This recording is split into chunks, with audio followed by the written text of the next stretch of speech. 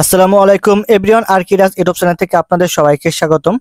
তো বন্ধুরা, আপনারা জানেন যে বাংলাদেশে একটি অন্তর্বর্তীকালীন সরকার গঠিত হয়েছে। তো যারা অন্তর্বর্তীকালীন সরকারের উপদেষ্টা এবং প্রধান উপদেষ্টা আছেন, তারা সরকারে কি কি সুযোগ সুবিধা ভোগ করবেন সে বিষয়ে এখন বিস্তারিত আলোচনা করব। তো বন্ধুরা, বিস্তারিত আলোচনা শুরু করার আগে আপনি যদি আমার এই চ্যানেলে নতুন হয়ে থাকেন, চ্যানেলটি অবশ্যই সাবস্ক্রাইব করে রাখবেন যাতে পরবর্তী ভিডিও আপনি খুব সহজে পেতে পারেন। তো চলুন ভিডিওটি শুরু করা যাক।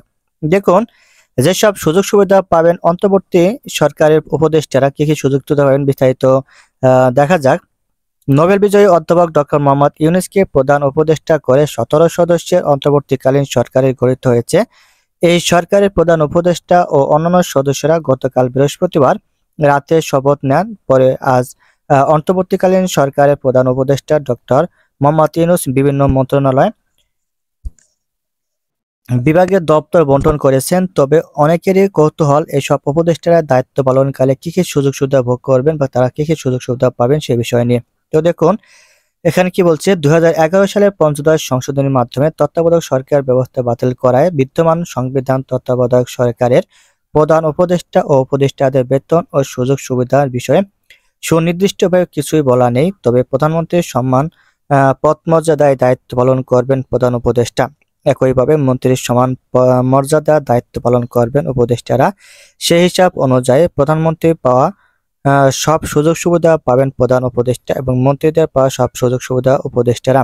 তবে দায়িত্ব পালন শেষ করে তারা যখন সরকার ছেড়ে চলে যাবেন, তখন তারা সবাই সাধারণ নাগরিক হিসাবে বিবেচিত হবেন। এক্ষেত্রে একমাত্র প্রধান উপদেষ্টার দায়িত্ব ছাড়ার পরে সরকারি ব্যবস্থাপনায় 2 বছর আবাসিক সুবিধা পাবেন বঙ্গভবন সূত্রে এসব তথ্য জানা গেছে।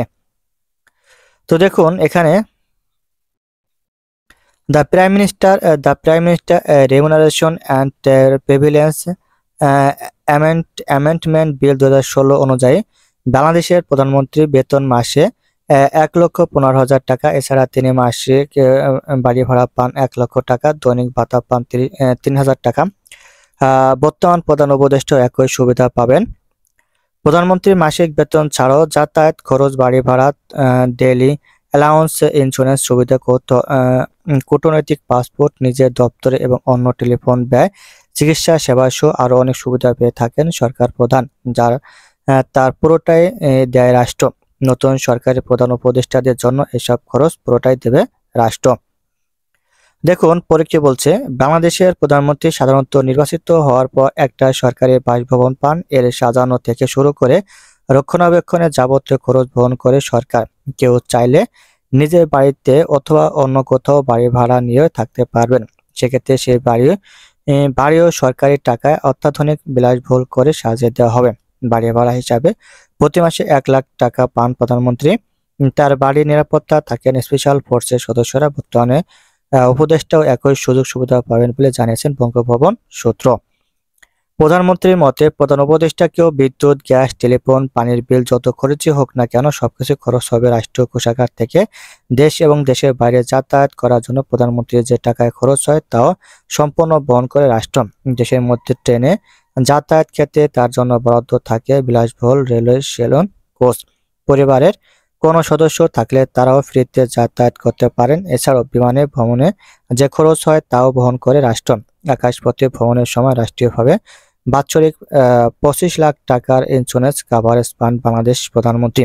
এছাড়াও প্রতিদিন 3,000 টাকা পান তিনি। প্রধান উপদেষ্টাও একই সুবিধা পাবেন।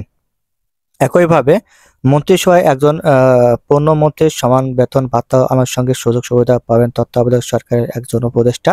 The minister of trade and deputy ministers remuneration and privilege amendment bill 2016 অনুযায়ী একজন মন্ত্রী বেতন পান মাসিক 1,05,000 টাকা।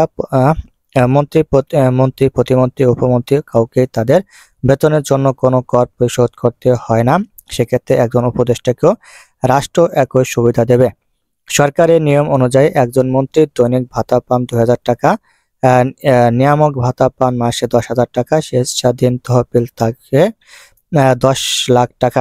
মোবাইল ফোন কেনার জন্য 75,000 টাকা। সরকারি খরচে সার্বক্ষণিক গাড়ি পাবেন। ঢাকার বাইরে অফিসিয়াল ট্যুরের জন্য অতিরিক্ত একটি জিপ গাড়ি পাবেন, যার যাবতীয় খরচ সরকার বহন করে। উপদেষ্টাও এই সুবিধাগুলো পেয়ে থাকবেন। উপদেষ্টারা সরকারি খরচে রেল ভ্রমণ ও বিদেশ ভ্রমণের খরচ পাবেন। বিদ্যমান আইন অনুযায়ী সরকার একজন পূর্ণমন্ত্রী বিনা ভাড়ায় সরকারি বাসভবন সুবিধা পান। তার বাসায় গ্যাস, বিদ্যুৎ, পানি, টেলিফোন সহ ভবনটি যাবতীয় রক্ষণাবেক্ষণ সরকার বহন করে।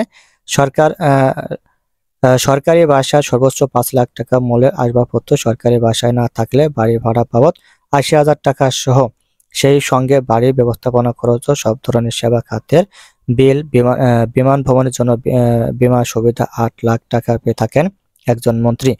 এছাড়াও মন্ত্রীরা সার্বক্ষণিক নিরাপত্তা প্রহরী পান, বাসস্থান থেকে অফিস বা অফিস থেকে বাসস্থান যাতায়াতের জন্য খরচ পান, নিজের এবং পরিবারের সদস্যদের ভ্রমণ খরচও পান তারা। এছাড়া অন্তত 2 জন গৃহকর্মীর ভ্রমণের খরচ পান একজন মন্ত্রী। এসব সুবিধাই নতুন সরকার উপদেষ্টা পাবেন বলে ধারণা করা